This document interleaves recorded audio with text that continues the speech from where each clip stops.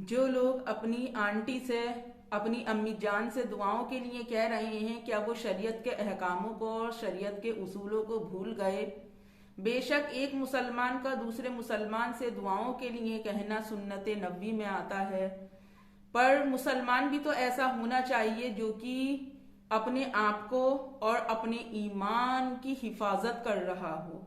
जिस औरत से अपने शौहर की हिफाजत ना हुई, जिस औरत को आज तक दुनिया में और अल्लाह में कोई फर्क महसूस ना हुआ, जिस औरत ने चांद रात की रात कितना डार्क मेकअप कराने के बाद वो औरत रेखा बनी, जो औरत हाथ में तस्बीह लेकर तस्बियां पढ़ती है, उस वक्त में उस औरत के जो डुप्लीकेट नाखून होते हैं, उन नाखूनों पर आप नेल पॉलिश पर तरह तरह के रंग देख सकते हैं, जिसके नाखूनों पर आप अनगिनत कलर देख सकते हैं। जो औरत अपने ही शौहर की ना हुई, जिस औरत ने अपने शौहर की कोई पासदारी ना रखी, जिसने अल्लाह रब्बुल इज्जत के अहकामों को तोड़ा, जिसने उसकी बात को नहीं माना, जो औरत इस बात को भूल गई कि उसे अपने लिए हिदायत भी करनी है। तो ए मेरी कौम के मुसलमानों, में आपसे एक सवाल ये करना चाहती हूँ, क्या आपको ये चीज अच्छी लगती है कि आप उस औरत से दुआ के लिए कह रहे हैं कि अम्मी जान हमारे लिए दुआ करना? तो ए मेरे भाई और बहनों, कम से कम आप तो अपनी आखिरत को खराब ना करें, कम से कम आप तो अपनी आखिरत सुधार लें। अब कुछ उसके तरफदार, जब वो 50-50 रुपये में औरत खरीदती है आइडिया, वो आकर कहेंगे कि हमको इस चीज से क्या मतलब है, हमको इस चीज से क्या लेना देना है, हम अपने व्यूज के चक्कर में ऐसा कर रहे हैं, हम अपने सब्सक्राइबर बढ़ाने के लिए ऐसा कर रहे हैं। तो आज मैं उन सब भाई बहनों की अपनी गलत फहमी दूर करना चाहती हूँ। अस्सलामुअलैकुम वरहमतुल्लाहि वबरकातुहू। मैं हूँ आपकी मेजबान नाजिश खान और आप देख रहे हैं आपका अपना चैनल नूर रिएक्शन ब्लॉग। बहुत से भाई बहनों को जो है ये एतराज हो रहा है कि हम उसके अगेंस्ट वीडियो क्यों बना रहे हैं। शायद हमारे घर की रोटी रोजी उसके अगेंस्ट वीडियो बनाने पर ही चल रही है। खाली के कायनात से हमारी कोई रिग़बत ही नहीं है। हमारा माबूद इलाही हमें खाने को ही नहीं दे रहा है, सिर्फ हमें जो वीडियो हम अपलोड करते हैं उसकी ही इनकम से हमारे घर का चूल्हा जल रहा है। तो मैं उन नादान अपने भाई बहनों की ये बात क्लियर कर दूं, अरे नादानों, ये बात कहने से पहले कम से कम अगर उस औरत की शर्म मारी गई है, आप लोग तो कम से कम थोड़ी बहुत शर्म और हया कर लो। मेरे रब की शान वो है जो एक पत्थर के अंदर कीड़ा है उसके लिए भी रिज़्क़ उतार रहा है। रब्बे खाली के कायनात ने फरमा दिया कि बंदे तू भूखा उठेगा जरूर, पर मैं तुझे भूखा सुलाऊंगा नहीं। जो हमारी बेहतर खताओं को बख्श रहा है, जो हमारे हर एक गुनाह पर पर्दा डाल रहा है, क्या वो खाली के कायनात हमें अपने घर से रिस्क नहीं दे रहा है? क्या वो खाली के कायनात एक शफकत भरी नजर से हमें देख नहीं रहा है? तो आप लोगों ने ये किस तरह की अपने जहन में गंदी जहनियत पाल रखी है कि हमारे घर का रोटी रिज़्क़ उसके ही नाम पर चल रहा है, जबकि इस औरत ने सोशल मीडिया पर अपनी गंदगी फैलाने में कोई कसर उठाकर नहीं रखी। ये औरत ये कहती है कि मैं इस तरह की हूं, जिस तरह की दिखती हूं, तो फिर ये किस तरह की मुसलमान है, किस तरह का ये मुसलमानों को साबित कर रही है, किस तरह की ये अपनी बातों से जो जाहिलपन जाहिर कर रही है, किस तरह से जाहिर कर रही है। इस औरत को ये नहीं पता कि सुभान अल्लाह कहाँ पर कहना चाहिए, माशाअल्लाह कहाँ पर कहना चाहिए। आपने इसके ब्लॉग में कहा, सुना भी होगा और देखा भी होगा कि गर्मी बहुत ज्यादा है, माशाअल्लाह। इस गर्मी से रोजगार पनाह मांग रहा है। तुम्हारी क्या है, तुम तो अपने घर के अंदर एसीओ में बैठी हो, तुम्हारी तो हराम की कमाई फल फूल रही है। उन मजदूरों से पूछो जो रेहड़ियां लेकर अपने घर से सुबह को निकलते हैं और शाम को अपने घर में वापस आते हैं, जो 2 वक्त की अपने लिए रोटी का इंतजाम करते हैं। पर तुम इन सब बातों से नादान हो, क्योंकि तुम ये भूल चुकी हो कि तुम्हें वापस अल्लाह की तरफ जाना है और अपने हर एक गुनाह और सबाब का हिसाब अल्लाह रब्बुल इज्जत के यहाँ पर देना है। अभी तुम अपनी दौलत की मगरूरी में मगरूर हो, अभी तुम अपनी जो नामचारे की जवानी रह गई है, जो आप बुढ़ापे को अपने आर्टिफिशियल मेकअप से ढककर जवान बनती हैं, अभी आप अपनी उस जवानी में मस्त हैं। जिस दिन अल्लाह रब्बुल इज्जत आपके जिस्म से रूह खींच लेगा, उस वक्त में आपको एहसास होगा कि आप दुनिया में क्या चीज कर कर आई हैं और अब आपको इस चीज का क्या सिला मिलना है, अल्लाह रब्बुल इज्जत के घर आपको इस चीज का क्या इनाम मिलना है। अपने शौहर के लिए इतने कांटे बिछाकर, इतनी जिल्लत रुसवाई देकर, फिर आप कैसी बीबी हो जो हबीबी हबीबी के नारे लगाती हो, उन्हें इस कदर का बदनाम करती हो। सबसे पहले आपने शुरुआत की कि मंगलसूत्र से उनका नाम हटा दिया। जब आपने मंगलसूत्र से उनका नाम हटा दिया तो फिर किस बात की अय्यूब के नाम की आप लब्बैक पुकारती हैं, या तो फिर आप पब्लिक को गुमराह कर रही हैं और होने वाले आपसे गुमराह भी हो रही हैं।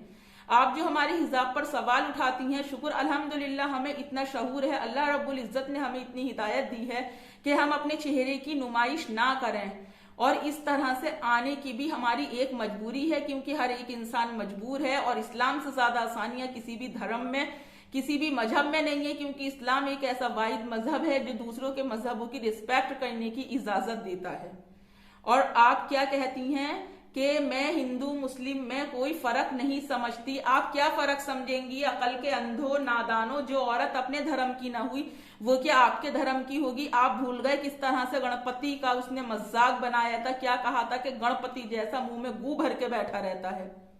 एक बार फिर से रिपीट कर दूं, क्या कहा था इस मैडम ने कि गणपति जैसा मुंह में गू भरे बैठा है। मरियम आंटी के हस्बैंड को कहा था इन्होंने कि गणपति जैसा मुंह में गू भरे बैठा है। तो मैं आपसे सवाल करना चाहती हूँ, क्या आपके गणपति जी वाकई इस तरह के थे जिस तरह का इस औरत ने बयान किया है? अरे लानत भेजो जो भी आपके धर्म के लोग इसे फॉलो कर रहे हैं, लानत है उनकी सोच पर कि वो भी अपने धर्म के साथ खिलवाड़ कर रहे हैं, वो भी अपने धर्म के नहीं हो रहे हैं, वो भी अपने धर्म को जेब में रखकर चल रहे हैं। और कब तक अपने शौहर को इस तरह से परेशान करोगी? कब तक दूसरों की गरीबी का मजाक बनाओगी? कब तक दूसरों को रुस्वा करोगी? इंशाअल्लाह वो वक्त दूर नहीं है जिस वक्त अल्लाह रब्बुल इज्जत आपको, मेरी बात याद रखना, कि अपने तराजू में तोलने वाला है। अल्लाह रब्बुल इज्जत आपकी रस्सी खींचने वाला है, आपको कसौटी पे ले जाने वाला है। इंशाअल्लाह उस वक्त में आपके लिए तौबा के दरवाजे बंद कर दिए जाएंगे, फिर आपकी कोई सदा अल्लाह रब्बुल इज्जत के यहां तक पहुंच नहीं पाएगी इंशाअल्लाह। अगर मेरी किसी भी बात से किसी को बुरा लगा हो तो मैं माफी चाहती हूँ, मगर लोगों की आंखें खोलना बहुत जरूरी था। और हमें इस औरत की जैसी दौलत हरगिज भी नहीं चाहिए। बेशक मेरे मौला हम तुझसे दौलत मांगते हैं, मगर हम तुझसे दीन ईमान की दौलत मांगते हैं, अपनी नस्लों के लिए भी और अपने लिए भी। और प्लीज ये रमजान का महीना है, जिससे जितना भी हो सके इस औरत जैसा दिखावा ना करें। जिस काबिल भी हैं आप, प्लीज लोगों की अपनी जात से मदद जरूर करें। इसकी तरह ना करें कि अब मैंने उसे इतने पैसे दिए, अब मैंने उसे एक गिलास शरबत दिया, अब मैंने उसे एक नहाने का साबुन दिया, तो अब मैंने उसे हाथ पोंछने के लिए टिश्यू दिए। अगली वीडियो में आप सबसे फिर मुलाकात होगी, तब तक अपना और अपनों का ढेर सारा ख्याल रखें।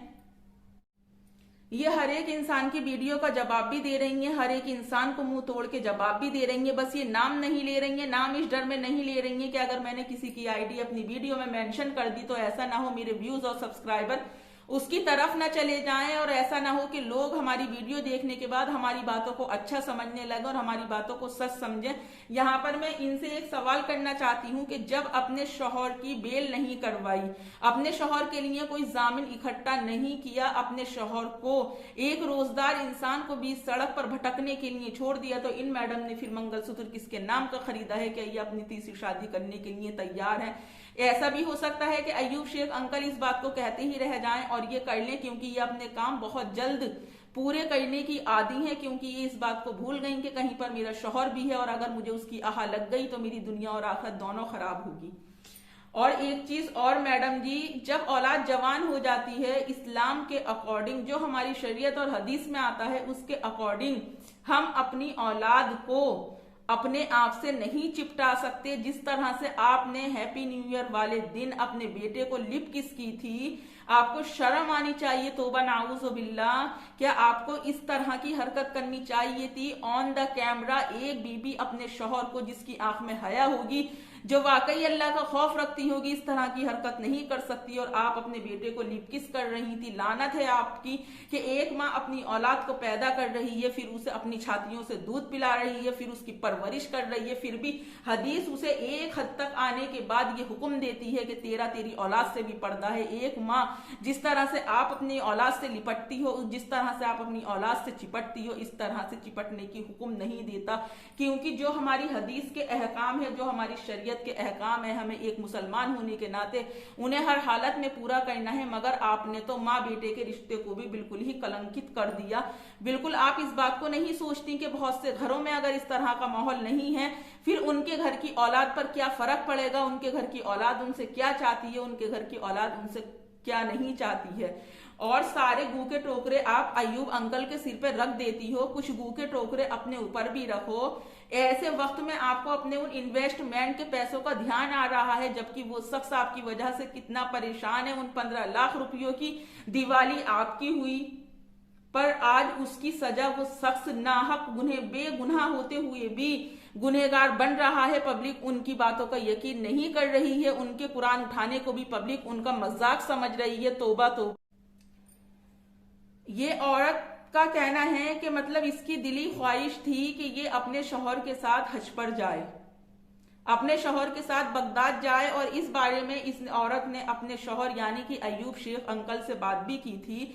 फिर मैं ये मुद्दा पूछना चाहती हूँ, ये सवाल पूछना चाहती हूँ कि क्या इतना बुरा इन लोगों के बीच में हो गया कि ये जब बगदाद शरीफ गई तो इस औरत ने अपने शौहर को साथ ले जाना तो बहुत बड़ी बात है। इस औरत ने अपने शौहर से इजाजत तक नहीं ली और वहां बड़े पीर साहब के आस्थाने पर खड़े होकर भी इसने अपने वीडियो और इंस्टाग्राम से दूरी नहीं बनाई। क्यों नहीं बनाई? क्योंकि ये औरत वहां पर भी अवाया का प्रमोशन करने के लिए गई थी, वहां पर इतने अवाया ओढ़ ओढ़ कर दिखा रही थी।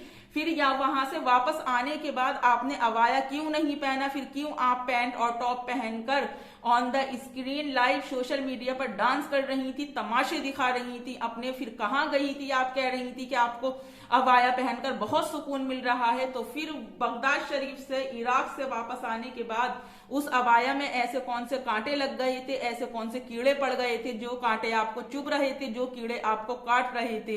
पर बेफिक्र रहिए, जिस तरह की बेपर्दगी, जिस तरह की बेहूदगी आप जाहिर कर रही हैं, हो सकता है अल्लाह रब्बुल इज्जत ने आपके लिए इन्हीं चीजों का इंतखाब किया हो। क्योंकि मेरा रब जब तक ढील देता है, फिर उसके बाद जब वो उसको कसता है तो वो इस तरह से कस लेता है कि इंसान की अकल, सोच सब जो है वो दंग रह जाती है। इंसान परेशान हो जाता है, मजबूर होता है कि ए खालिक कायनात, हमने दुनिया में क्या किया था? काश हमने इस तरह से ना किया होता, काश हमने तेरे अहकामों को ना तोड़ा होता, काश हमने तेरे ही बताए हुए सुन्नतों और फर्जों को फॉलो किया होता, तो शायद आज तेरी तरफ हमें पलटने के बाद इतनी अजीजियत नाक, इतना दर्दनाक अंजाम नहीं देखना पड़ता। तो अब भी सुधर जाओ, ऐसा ना हो कि कल तुम्हारे पास पछतावे के लिए कुछ ना बचे। और मुझे भी अपनी दुआओं में याद रखें। और जिसने भी मेरे चैनल को अब तक सब्सक्राइब नहीं किया है, प्लीज सब्सक्राइब भी करें और बेल का आइकन भी प्रेस करें। अगली वीडियो में आप सबसे फिर मुलाकात होगी, तब तक के लिए अल्लाह हाफिज।